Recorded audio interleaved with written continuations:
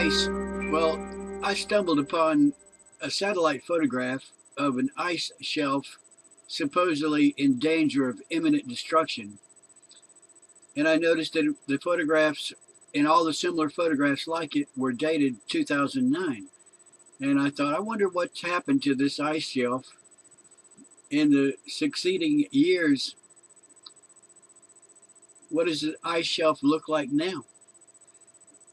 And then I found out that this story about the Wilkins ice shelf destruction, disintegration, breakup has been going on for 15 years. The fragments of ice are still there, they're unchanged.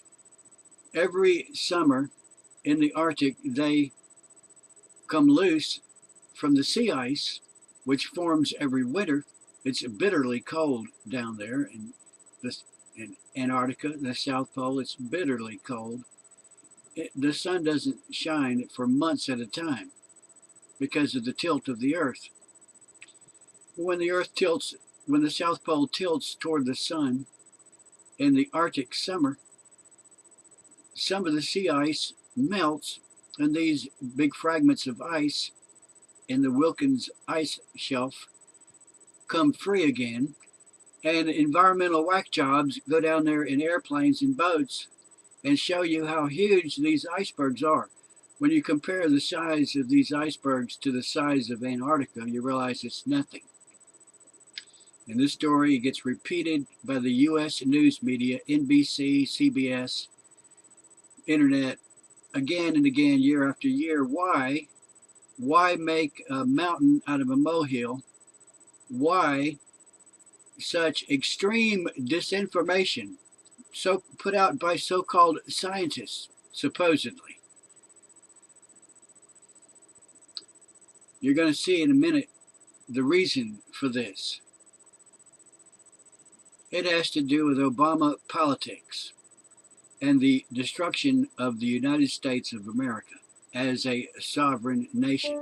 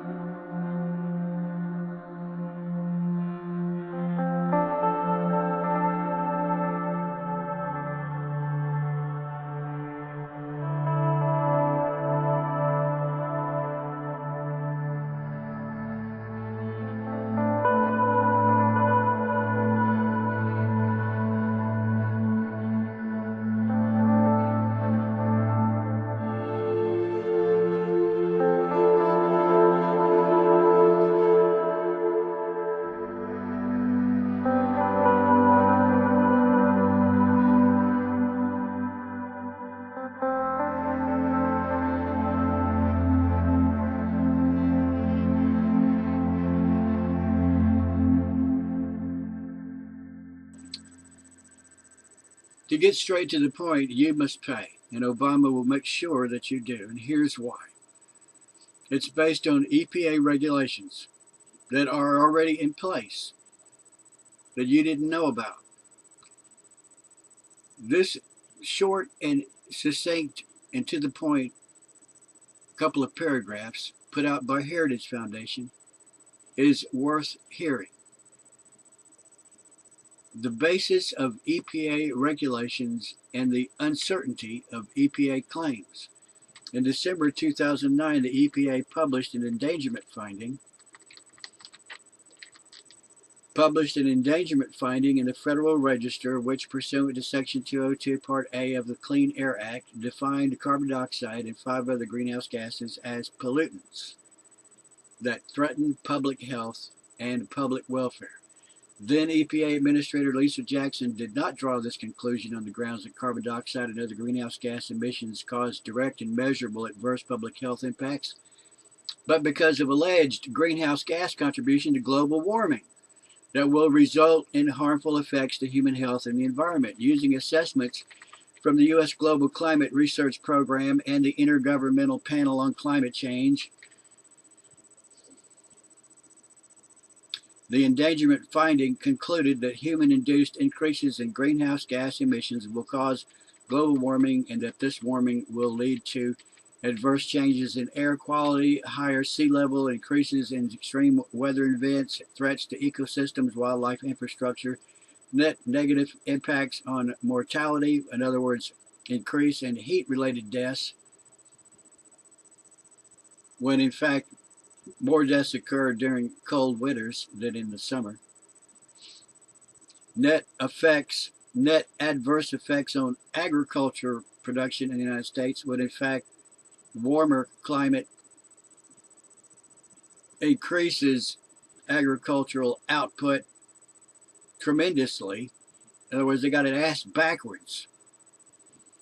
And they say that greenhouse gas will cause more ozone, which in some parts of the country will make little children gasp for air because they have asthma.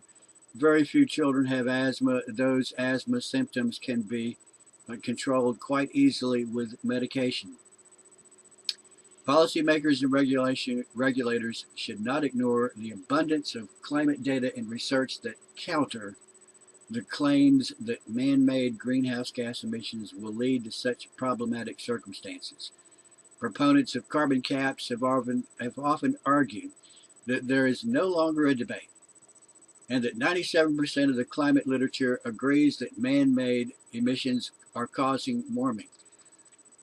While a near universal consensus does exist that man-made emissions have some warming effect, that is simply not the point of controversy. The controversy is about whether human activity is the primary driver of climate change and about the magnitude of climate change induced by greenhouse gas emissions. While carbon dioxide and other greenhouse gas emissions may have contributed to in some capacity to climate variations, the available climate data simply do not indicate that the Earth is heading toward catastrophic warming with dire consequences for human health and public welfare, nor do the data indicate that the dominant driving force behind climate change is human-induced greenhouse gas emissions. Such a view does nothing to account for the shortcomings of climate models that are the underlying foundation for carbon policies and regulations. While some of the models have forecast such a catastrophe, data of observed climate reality has shown these models and the assumptions on which they are built to be incorrect.